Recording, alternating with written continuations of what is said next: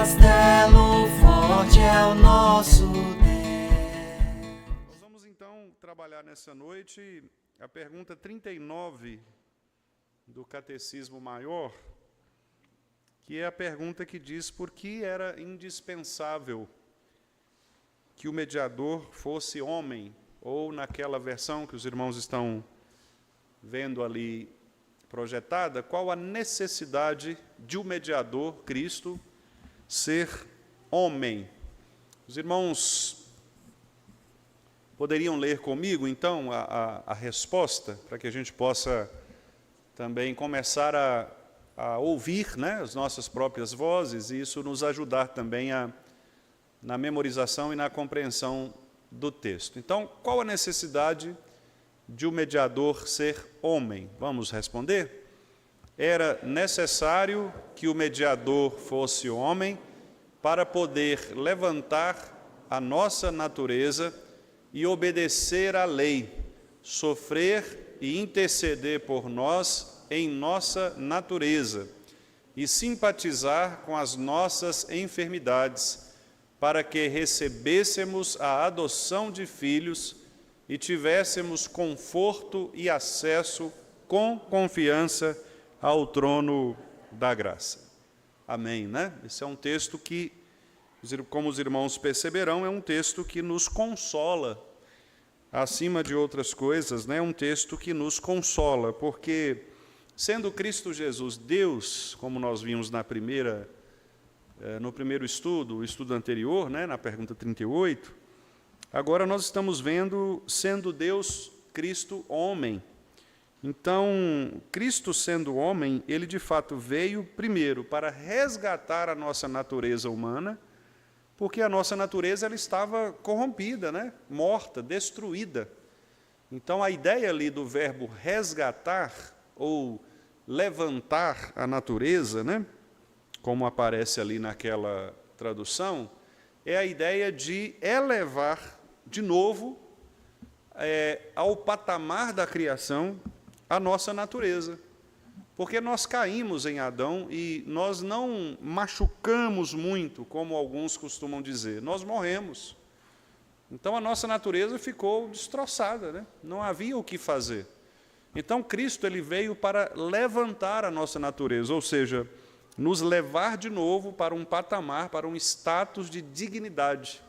Qual dignidade? Aquela dignidade da criação, né?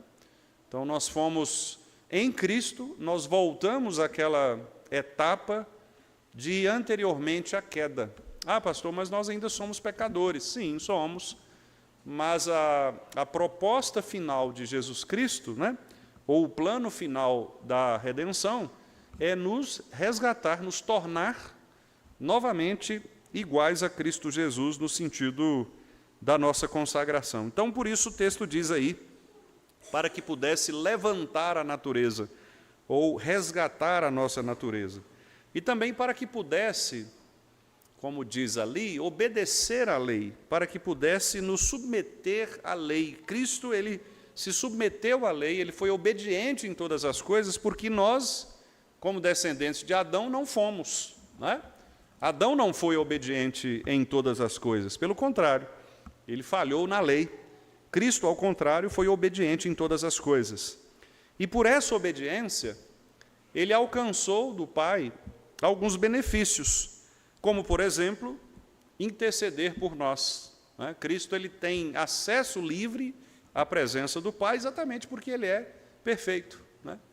E por ser perfeito, ele tem acesso ao Pai, e isso ele faz em nosso favor, porque ele é homem como nós. Então, a natureza de Cristo, a natureza humana, faz com que Cristo possa conversar com o Pai como se fôssemos nós, né? Por isso, quando nós oramos em nome de Jesus.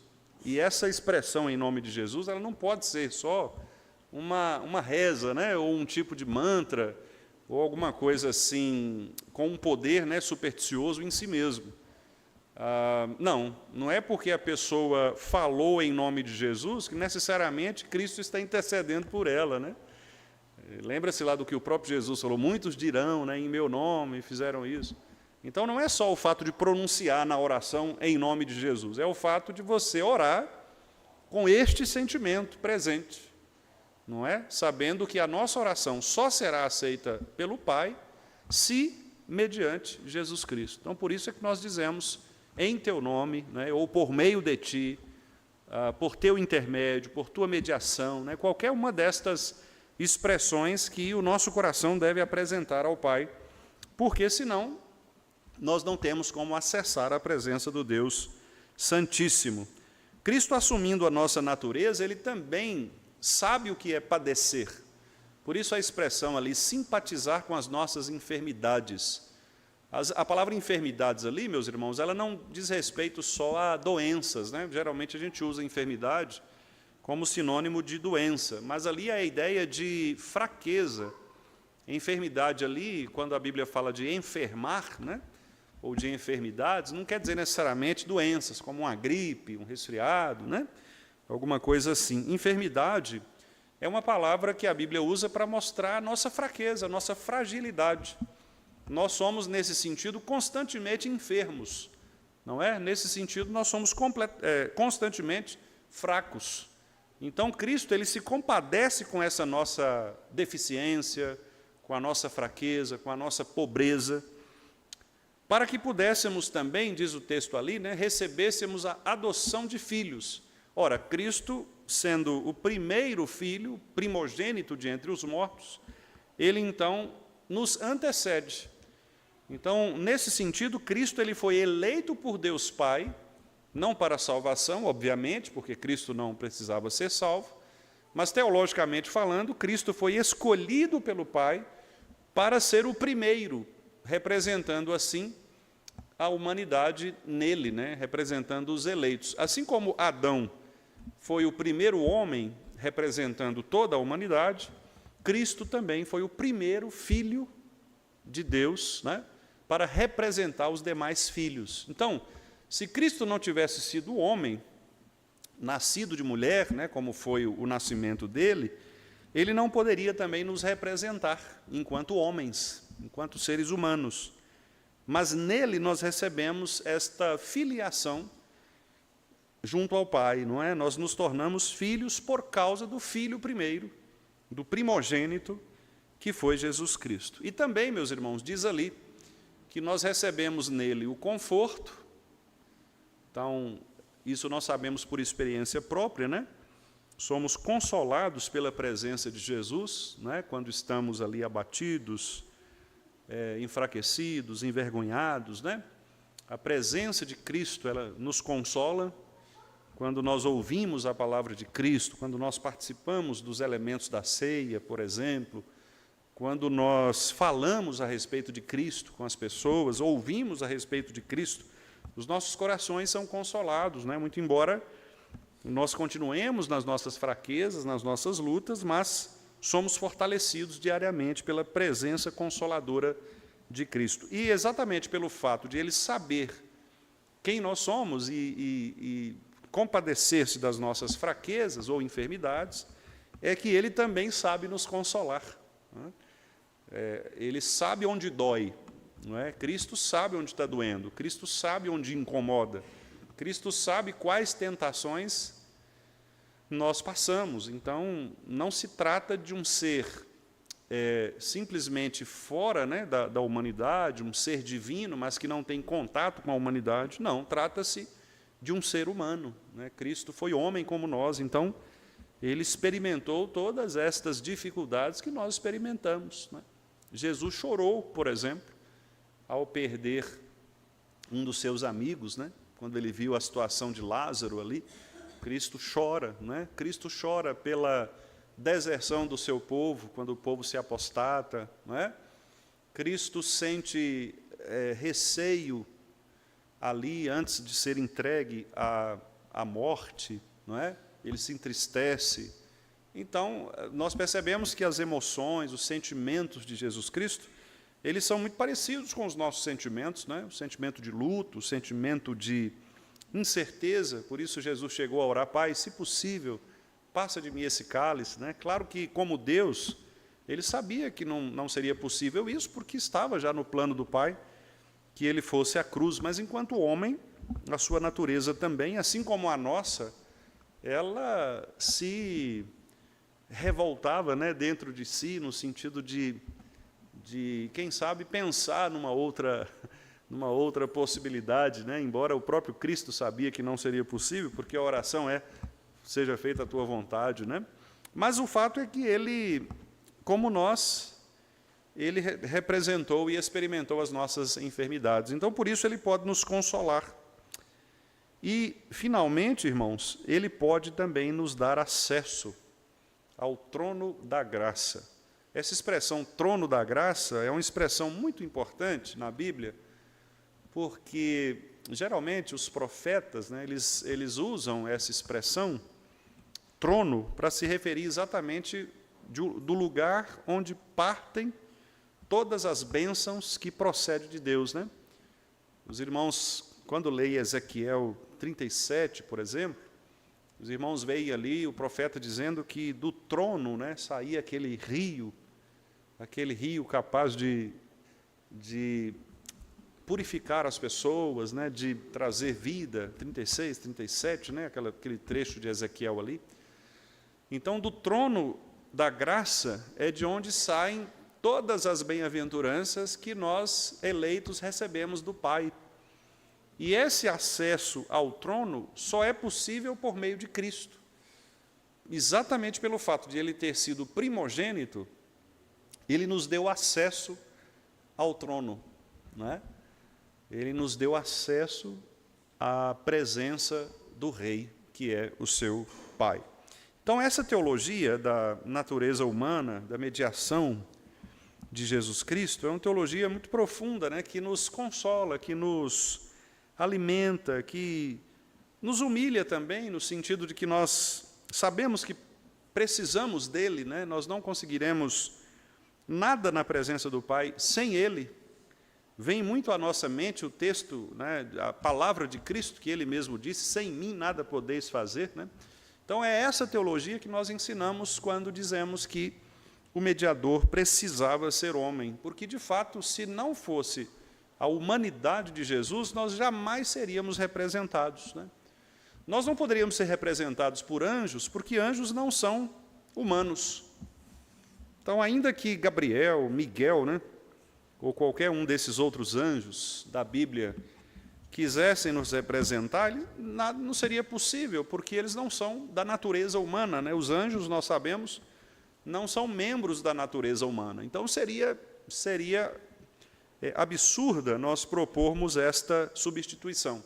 Se fosse uma outra pessoa, como nós vimos no estudo passado, também seria inútil, porque esta outra pessoa não teria o poder da perfeição, como Cristo tem, né, de nos representar também com dignidade. Então, precisava ser alguém que tivesse uma participação, como diz o texto bíblico, uma participação comum na carne e no sangue, né, da natureza humana, para que de fato pudesse ser o nosso Redentor.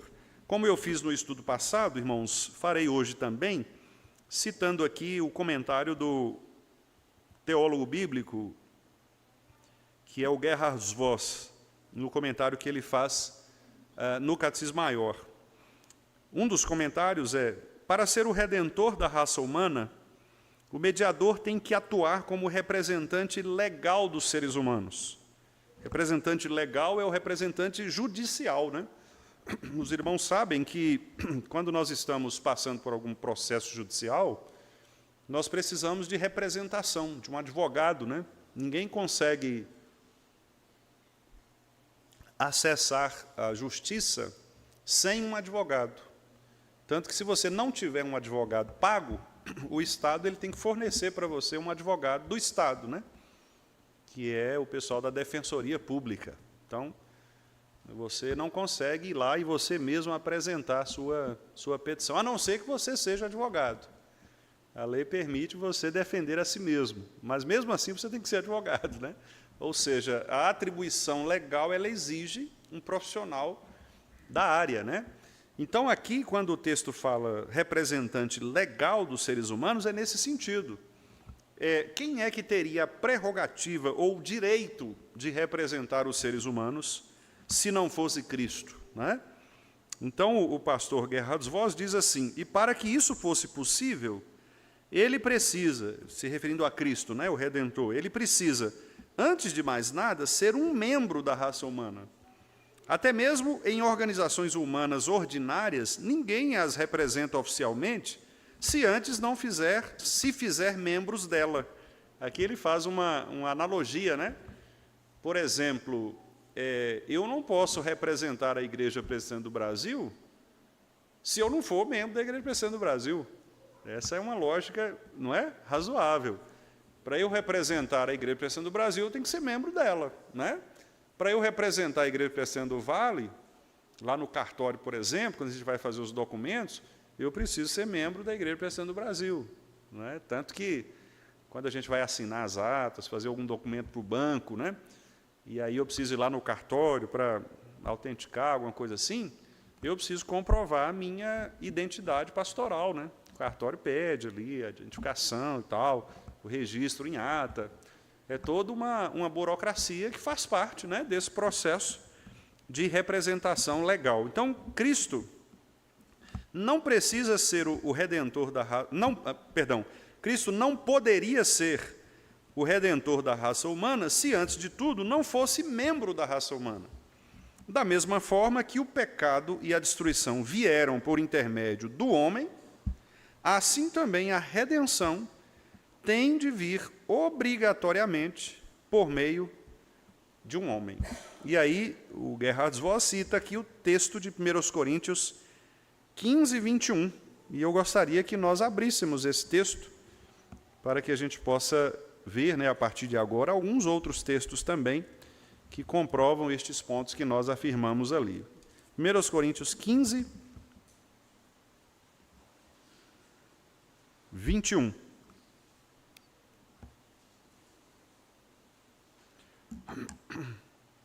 Vamos ler juntos, irmãos? 1 Coríntios 15, 21. Vamos lá. Visto que a morte veio por um homem, também por um homem veio a ressurreição dos mortos. Está vendo? Então, Paulo deixa muito claro aí que a natureza humana de Jesus, né, ela era imprescindível. Cristo precisava ser homem. Por quê? Porque se a morte veio por um homem, só um outro homem poderia resolver o problema da morte. E esse homem precisava ser perfeito, porque senão ele não seria capaz de resolver. Por isso era necessário que ele fosse Deus, como nós vimos na pergunta 38. Mas, ao mesmo tempo, também é indispensável que ele seja homem para nos representar. Vamos ver alguns outros textos agora? Hebreus capítulo 2, verso 16. Hebreus 2, 16.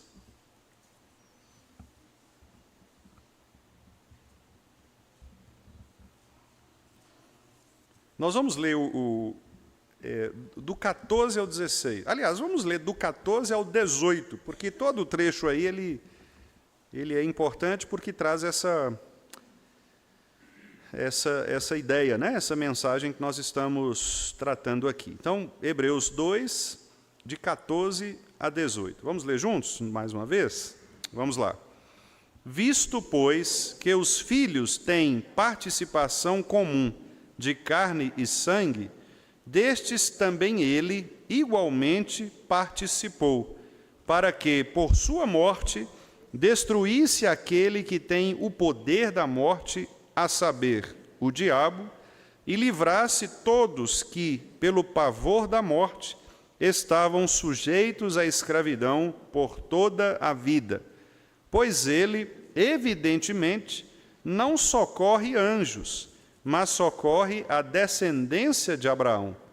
Por isso mesmo, convinha que, em todas as coisas, se tornasse semelhante aos irmãos, para ser misericordioso e fiel sumo sacerdote nas coisas referentes a Deus e para fazer propiciação pelos pecados do povo, pois naquilo que ele mesmo sofreu, tendo sido tentado, é poderoso para socorrer os que são tentados. Texto precioso, né? Mais claro do que isso, não tem, né? Cristo aqui como sendo, primeiro, né, o texto afirma no versículo 14, ele tem participação comum de carne e sangue. Ele igualmente participou, né? E então ele foi carne e sangue, ele foi homem como nós. E para que pudesse livrar todos, né, versículo 15, que pelo pavor da morte estavam sujeitos à escravidão. Então o que significa esse pavor da morte? Porque nós estávamos condenados por causa dos nossos pecados. Então, a morte para nós era indestrutível, né? Então, Cristo veio e venceu a morte. Ele libertou da escravidão por toda a vida aqueles que estavam sujeitos.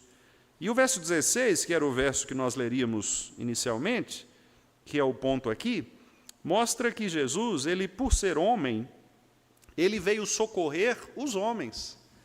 O texto diz aí, ele não socorre anjos, mas ele socorre a descendência de Abraão, ou seja, os homens, né? Então veja que esta é a teologia da mediação de Cristo. Ele veio para nos socorrer enquanto seres humanos, enquanto pessoas. E o escritor aos Hebreus ainda explica ainda mais. Ele fala, olha, convinha que em todas as coisas ele se tornasse semelhante a nós. Todas as coisas. Ele foi tentado, por exemplo, olha lá o versículo 18. Naquilo que ele mesmo sofreu, tendo sido tentado, então mostra que Cristo foi tentado e sofreu por causa das tentações, né? Sem pecado, obviamente, mas ele sofreu as tentações. Ele é poderoso para socorrer os que são tentados. Essa palavra é muito consoladora, né, meus irmãos? Porque quando nós somos tentados, diante de qualquer tentação, você pode pensar aí, talvez uma área da sua vida que seja uma área contra a qual você luta, né, durante um tempo, qualquer pecado, né? Geralmente a gente pensa naqueles pecados mais públicos assim, mas às vezes tem pecados que não são pecados públicos, mas nós ficamos ali por anos, talvez, lutando, né, contra um pensamento pecaminoso, não é, contra algum vício que você adquiriu. Lembre-se desse versículo. Cristo, ele é poderoso, ele sabe o que é ser tentado e ele, diz o texto, ele é poderoso para socorrer os que são tentados. Então, ora, se você tem sido tentado, recorra a Cristo. Ele vai ajudar você, certamente, a vencer, a lutar contra essa tentação, porque ele sabe o que é a natureza humana, né? Ele sabe, ele sofreu isso, então ele é capaz de nos socorrer. Vamos ver Gálatas 4. Gálatas 4:4.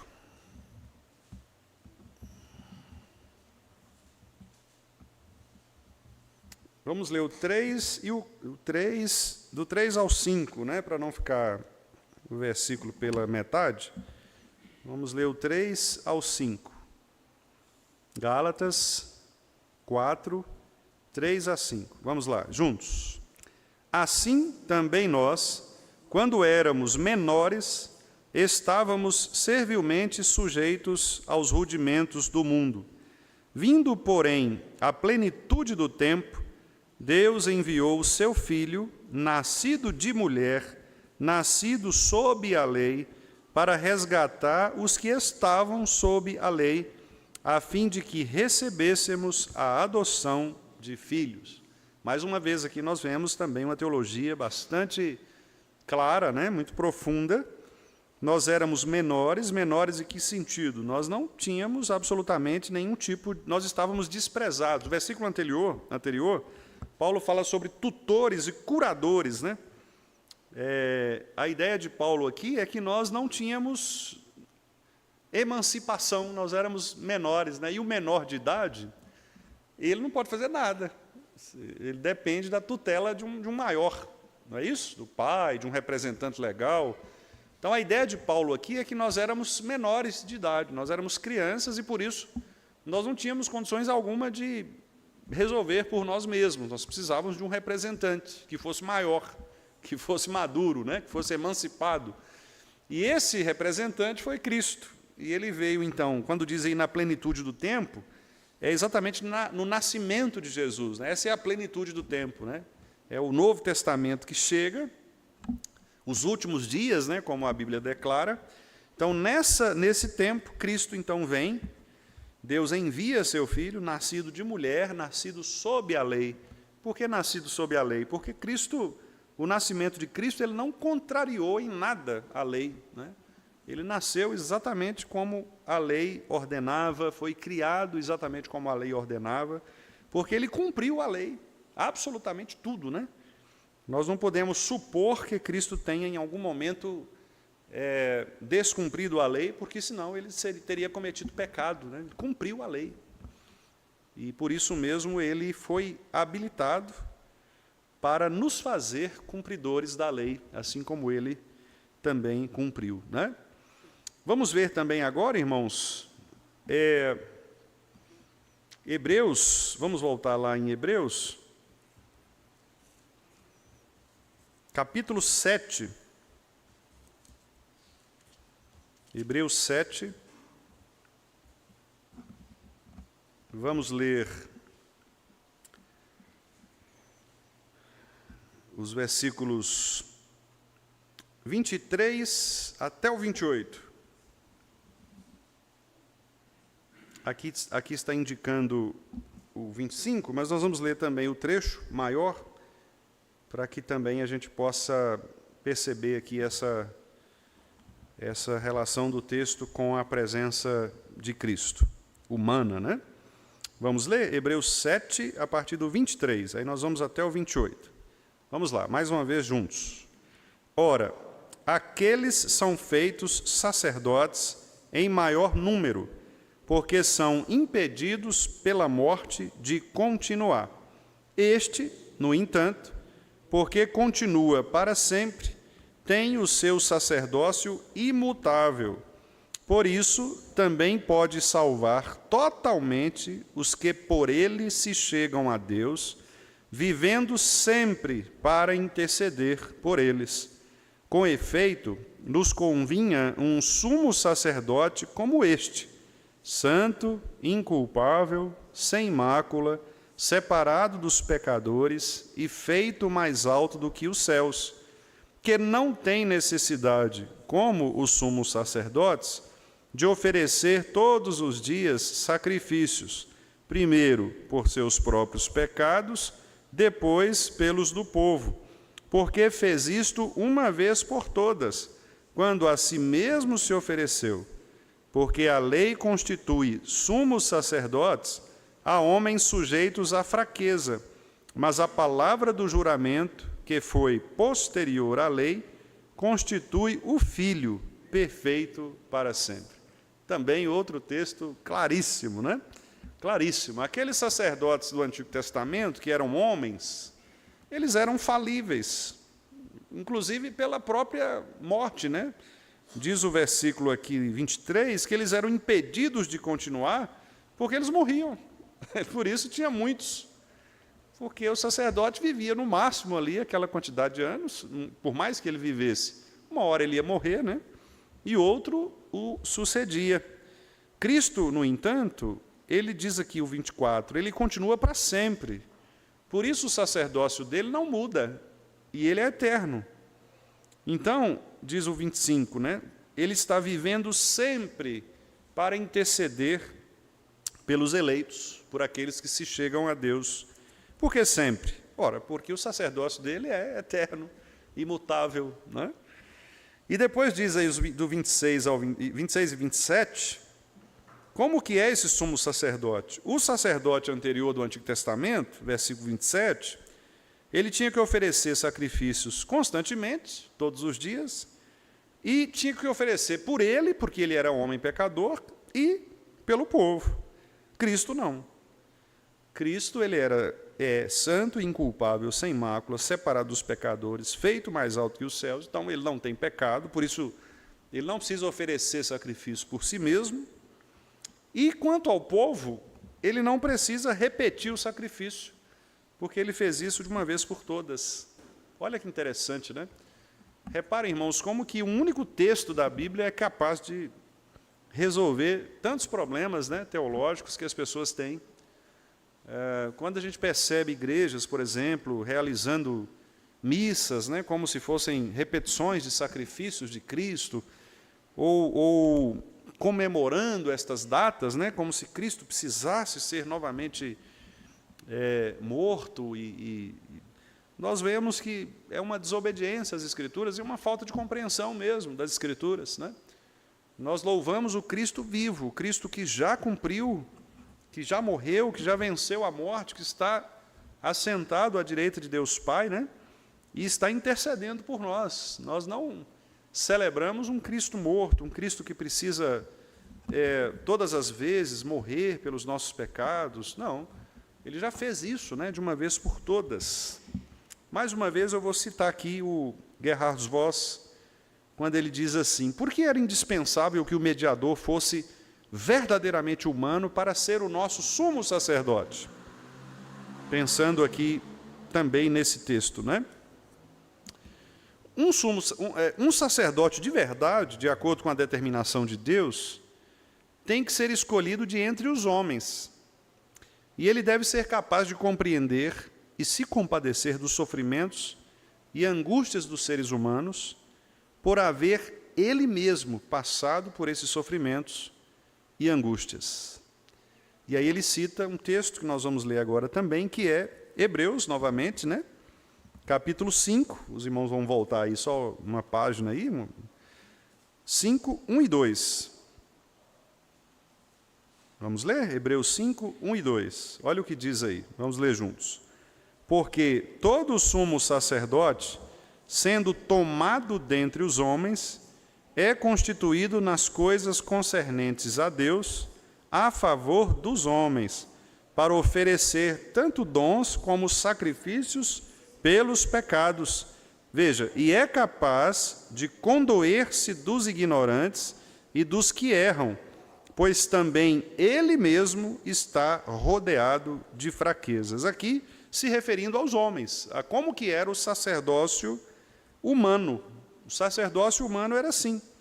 Deus escolhia pessoas de entre os homens, né, humanos, que fosse uma pessoa compassiva. E é interessante, né, irmãos, porque quando a gente chega lá nos sacerdotes da época de Jesus, a gente não percebe muito isso, né? A gente percebe, pelo contrário, sacerdotes legalistas, sacerdotes sem misericórdia, né? E, aliás, o próprio Jesus fala sobre isso, né? Quando Jesus os acusa de pecado, etc., a liderança religiosa, isso mostra o próprio pecado na vida da liderança judaica daquele período, que era, na verdade, uma preparação para o próprio sacrifício de Cristo, né?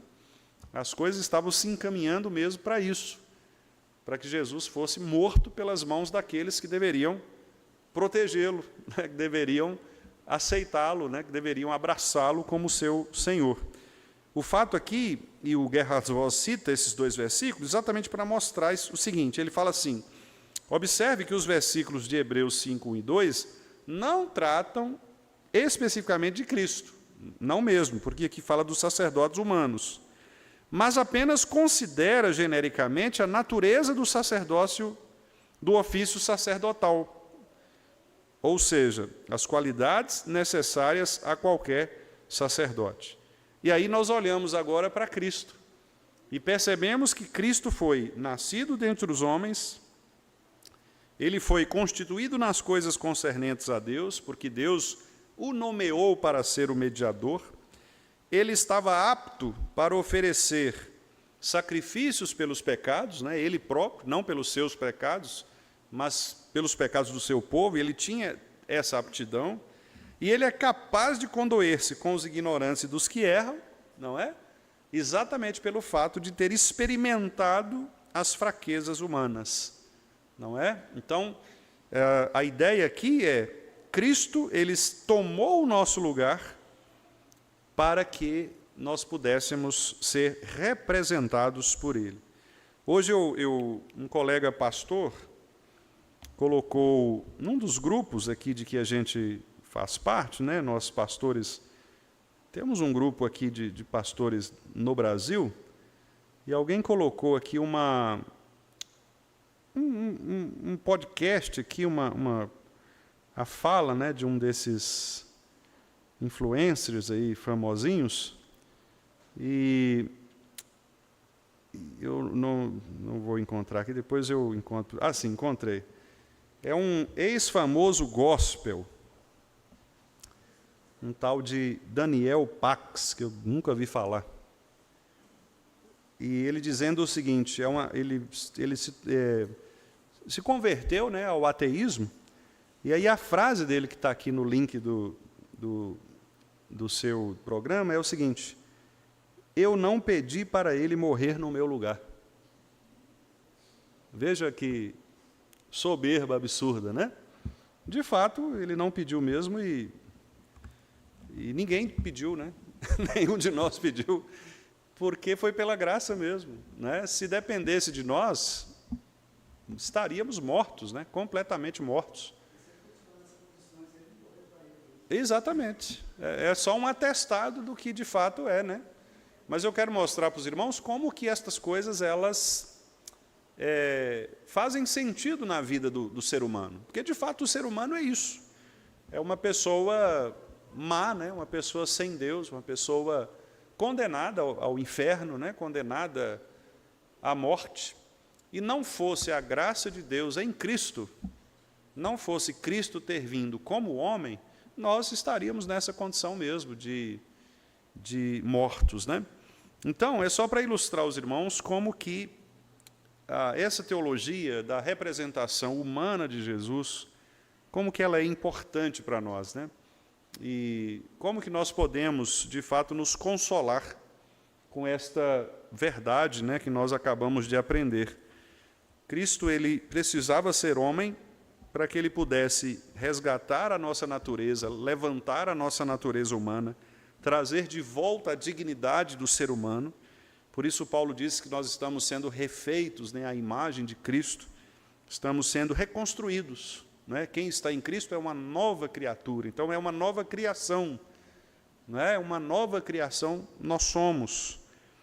Cristo, ele submeteu-se à lei para que pudesse entender o peso da lei, por isso ele pôde dizer: vinde a mim todos que estáis cansados e sobrecarregados, né? Eu já disse aos irmãos que aquele texto ali não tem nada a ver com sentimento psicológico. Às vezes as pessoas usam para usar como recurso, né, de gente que está com ansiedade, gente que está com depressão, aí usa aquele texto, né, vinde a mim, todos que estáis cansados.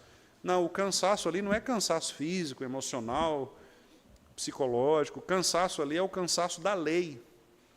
Vocês que estão cansados de tentar carregar a lei, de tentar obedecer à lei, de tentar ser salvo pelos seus próprios recursos, salvos pelos seus próprios méritos, venham, porque eu carreguei a lei e eu consigo levantar vocês e consigo carregar vocês de modo que fique leve para você, né? Essa é a palavra de Jesus ali. Você que está carregado, pesado, e tem crentes assim, né, irmãos? Tem crentes que acham que eles vão vencer os pecados pela própria força, né? Eles têm que fazer alguma coisa, têm que se esforçar, porque senão Deus vai mandá-los para o inferno. Eles ficam com mais medo do inferno, na verdade, do que gratos pela salvação em Cristo, né? Gratos pela graça que Deus nos concede. Então, eles ficam tentando fazer as coisas, né? Como Marta, lá naquela situação em que Jesus foi à casa, né? Fica tentando correr atrás, tentando resolver as coisas por si mesmos, né? Mas não é isso que a Bíblia nos mostra. Pelo contrário, né? Cristo cumpriu a lei por nós. E se ele cumpriu a lei por nós, é exatamente para que nós pudéssemos estar debaixo da lei, debaixo da graça, né? Sem a influência da lei, para que ele pudesse nos representar, sendo compassivo, intercedendo em nosso favor, nos trazendo como filhos, nos consolando e garantindo o nosso acesso à presença dele, né? Então, essa é uma teologia que, de fato, nos alegra o coração, né? E eu encerro aqui, então, por aqui hoje, deixo o espaço aberto, caso os irmãos tenham algum comentário, alguma pergunta.